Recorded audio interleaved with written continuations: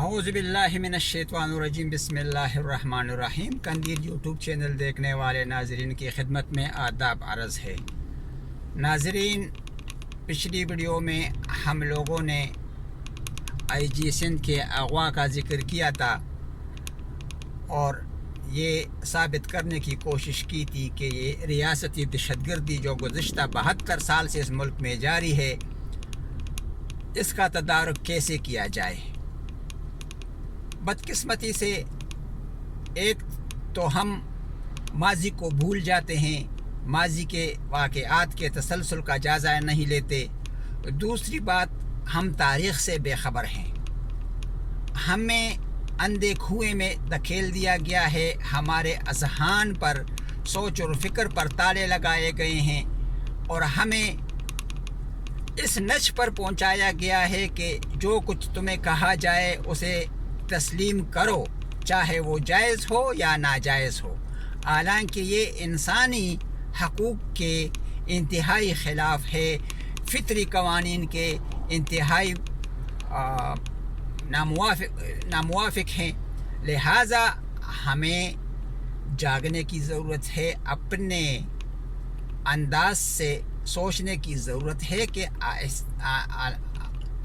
گزشتہ 72 سال سے ہمارے ساتھ یہ جرنیل کیا سلوک کر رہے ہیں۔ اگر آپ لوگ دیکھ لیں تو اس ملک پر جرنیلی گرفت اتنا مضبوط ہے کہ ان سے کوئی سیاستدان ہل نہیں سکتا۔ آپ موجودہ تناظر میں اگر دیکھتے ہیں تو نواز شریف کا بیانیہ انتہائی نامناسب ہے، لیکن یہ حقیقت پر مبنی ہے، کیونکہ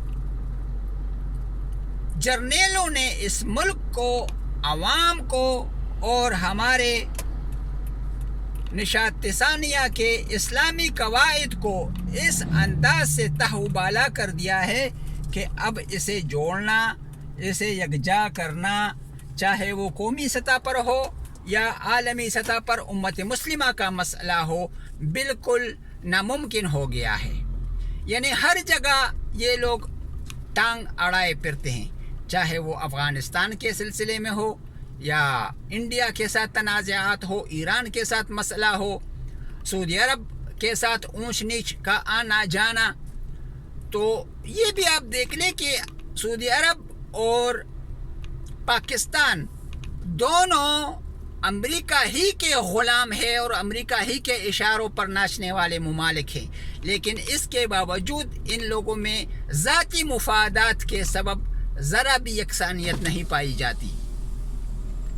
تو ناظرین، ہمیں ابھی اس امر کی طرف متوجہ ہونے کی ضرورت ہے کہ ہم کب تک ان امریکی تنخواہ جرنیلوں کے اشاروں پر ناچتے رہیں گے۔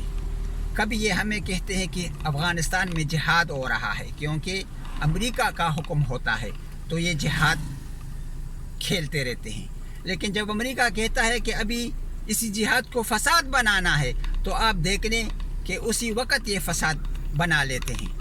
اب بھی یہ طالبان کھیلتے رہتے ہیں، اور یہ منظور پشتین جو سامنے آیا ہے یہ بھی مہاجر قومی موومنٹ کی طرح ان لوگوں نے سامنے لایا ہے۔ جس طرح مہاجر قومی موومنٹ بنا تھا تو لازمی بات ہے کہ اس کے مقابلے میں دوسری قوتوں نے ابھرنا تھا۔ یہ فلسفہ یہ جرنیل لازمی طور پر جانتے ہیں۔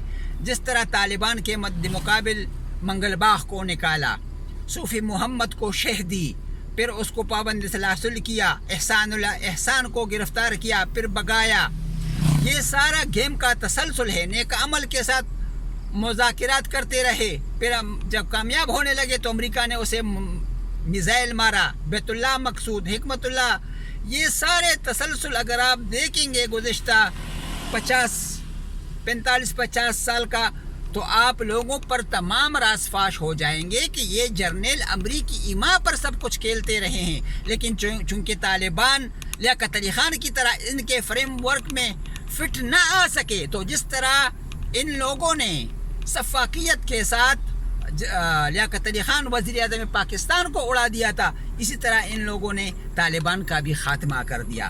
یہ عالمی کھیل ہے جو صلیبی ہم پر توک رہے ہیں، ہمارے رہنماؤں پر، جس طرح صدام حسین آپ لوگوں نے دیکھا کس اس سے کام لے کر کتنی ذلالت کے ساتھ قتل کیا،